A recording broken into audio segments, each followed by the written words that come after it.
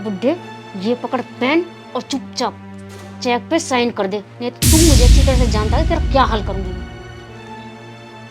Sign कर दे इस पे।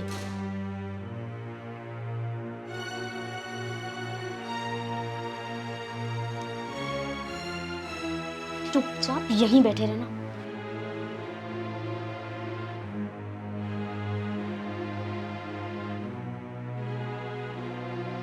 हाँ जी मैडम जी, ये अंकल आपके साथ आए हुए हैं। हाँ जी सर, मेरे साथ आए हुए हैं, बाहर बैठे हैं। ठीक है, उनको मेरे सामने लेके आओ। अरे सर, उनको यहाँ लाने की क्या ज़रूरत है, और वैसे भी ये सब उनकी मर्जी से ही हो रहा है। उनकी तबीयत बहुत ज़्यादा ख़राब है, तो डॉक्टर ने ज़्यादा चलने फिरने के लिए मना किया हुआ है। वो ज़्यादा देर खड़े नहीं हो सकते, इसलिए आप मुझे ही दे दीजिए कैश। देखिए मैडम, हम ऐसे ही किसी की पेंशन किसी को नहीं दे सकते, तो एक बार उनको मेरे सामने लेके आना ज़रूरी है। अरे सर, घर से यहाँ तक आ गए हैं तो और आपको क्या चाहिए, और बाहर ही तो बैठे हुए हैं। वैसे भी उन्होंने साइन तो कर ही रखे हैं फॉर्म पे। मैडम ज़्यादा जिद मत करो, उनको मेरे सामने एक बार लेके आना पड़ेगा। चलिए ठीक है सर, मैं लेकर आती हूँ। गुड्डे, चल अंदर, और अंदर काउंटर पर तुझसे जो भी सवाल किए जाए ना, उसका जवाब सिर्फ हाँ में देना, नहीं तो तू जानता है कि मैं तेरा क्या हाल करूंगी। चल खड़ा हो।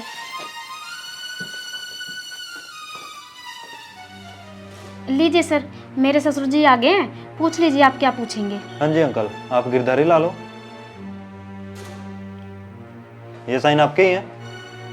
हाँ मेरे ही है। देखिए सर, मेरे ससुर जी बहुत ज़्यादा बीमार हैं, तबीयत बहुत ज़्यादा ख़राब है उनकी, इसलिए आपको जो भी पूछना है आप जल्दी पूछ लीजिए। ठीक है मैडम जी, मैंने जो पूछना था वो पूछ लिया, आप इनको बाहर बैठा सकते हो। ठीक है पापा जी, आप बाहर बैठिए जाकर, मैं पैसे लेकर अभी आती हूँ।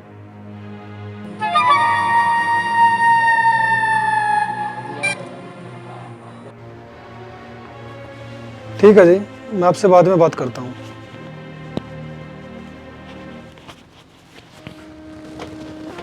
अंकल जी, क्या आपकी बहू आपको तंग करती है? अरे छोड़ो ना बेटा इन बातों को, तब आप कुछ कर ही नहीं सकते तो आपको बताने का क्या फ़ायदा। अंकल जी, घबराने की जरूरत नहीं है, साफ साफ बताइए बात क्या है। मैं इस बैंक का मैनेजर हूँ, मैं आपकी पूरी मदद करूँगा। हाँ बेटा, आप सही कह रहे हो। मेरी बहू मुझे बहुत तंग करती है, मेरी पूरी पेंशन छीन लेती है, यहाँ तक कि मुझे ठीक से दिखाती भी नहीं डॉक्टर को। मैं बीमार रहता हूँ हमेशा। बहुत जुल्म करती है बेटा मुझ पे। अंकल जी, क्या आपका बेटा कुछ नहीं कहता उसको?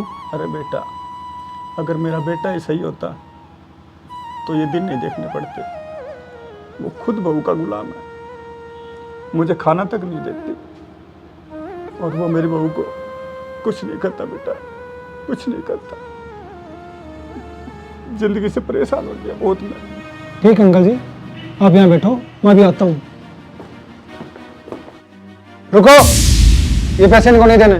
क्यों नहीं देने सर, ये मेरे ससुर जी की पेंशन है। देखिए मैडम, आप अपने ससुर पे बहुत ज़्यादा जुल्म कर रहे हो, और ये पेंशन आप उनसे ज़बरदस्ती छीन रहे हो। सर आप कैसी बातें कर रहे हो, मेरे ससुर जी मेरे साथ आए हैं, आप चाहो तो उनसे पूछ लीजिए।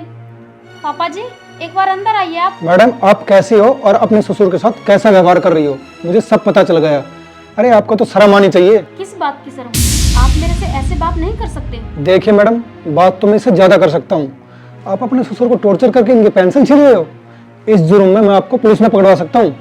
सर आप कैसी बातें कर रहे हैं, ये मेरे ससुर जी हैं, मेरे घर में रहते हैं, और मैं इनकी सारी जिम्मेदारियां उठाती हूँ, तो पेंशन मैं नहीं तो कोई और लेगा क्या? देखिए मैडम, ये पेंशन अंकल जी को इनके लिए मिलती है, इनके बुढ़ापे के लिए मिलती है, आपके लिए नहीं। आप सब कुछ अपने ऊपर खर्च कर देते हो। कैसे बहू आप, इनको खाने तक नहीं देती। ये पेंशन इनके बुढ़ापे का सहारा है। आप कौन होते हैं हमारे घर के मामले में दखलंदाजी करने वाले?